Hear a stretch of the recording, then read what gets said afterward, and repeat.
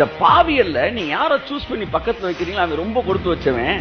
அவன் பாவத்தோட வந்து உங்க சமூகத்துல இருந்தாலும் உங்களுடைய நன்மையினால, உங்களுடைய ஆசீர்வாதத்தினால, உங்கள்ட்ட இருந்து வருகிற கதிர்வீச்சினால அவன் மாற்றப்பட்டு கொண்டே இருக்கிறான்.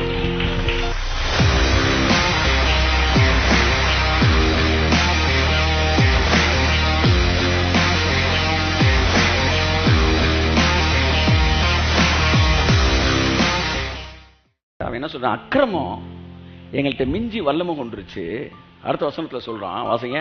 உம்முடைய பிரகாரங்களில் வாசமா இருக்கும்படி நீர் தெரிந்து கொண்டு, உங்க பிரகாரத்துல உங்களுடைய பிரசன்ஸ்ல வாசமா இருக்கும்படி நீர் தெரிந்து கொண்டு சேர்த்துக் கொள்ளுகிற மனுஷன் பாக்கியவான். கை தட்டுங்க ஒருத்தவருக்கு. ஆமென். சேர்த்துக் கொள்ளுகிற மனுஷன் பாக்கியவான். அடுத்து, உம்முடைய பரிசுத்த ஆலயமாகிய உம்முடைய வீட்டின் நன்மையால் திருப்தியாவோ. கை தட்டுங்க ஒருத்தவருக்கு. ஆமென். Blessed are those you choose and bring near to live in your courts. We are filled with the good things of your house, of your holy temple. என்ன சொல்றாங்க? நீங்க வந்து உங்க பக்கத்துல வாழ்றதுக்குன்னு நீங்க யாரை செலக்ட் பண்ணிக்கிறீங்களோ அவன் ரொம்ப கொடுத்து வச்சவன்.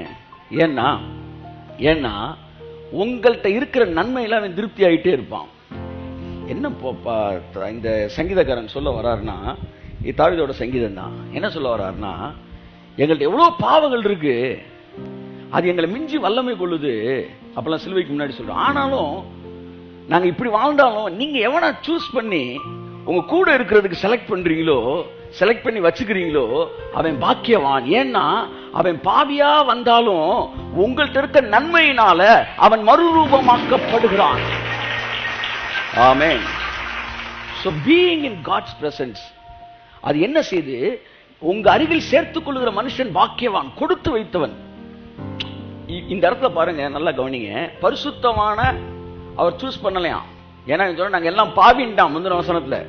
இந்த பாவியல்ல நீங்க யாரை சூஸ் பண்ணி பக்கத்துல வைக்கிறீங்களோ அவன் ரொம்ப கொடுத்து வச்சவன். அவன் பாவத்தோட வந்து உங்க சமூகத்துல இருந்தாலும் உங்களுடைய நன்மையினால, உங்களுடைய ஆசீர்வாதத்தினால, உங்கள்ட்ட இருந்து வருகிற கதிர்வீச்சினால அவன் மாற்றப்பட்டு கொண்டே இருக்கிறான்.